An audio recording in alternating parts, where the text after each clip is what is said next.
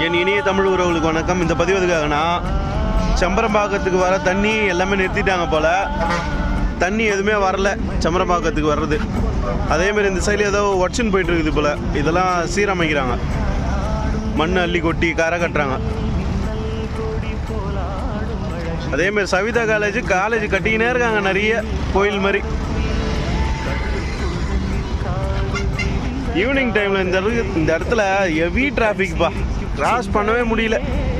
எத்தனை மேம்பாலம் கட்டினாலும் சென்னையோட போக்குவரத்து நெரிசலை கட்டுப்படுத்தவே முடியாது போல். இன்னும் வருங்காலத்தில் வண்டிங்க தான் அதிகமாகின்னு இருக்கு.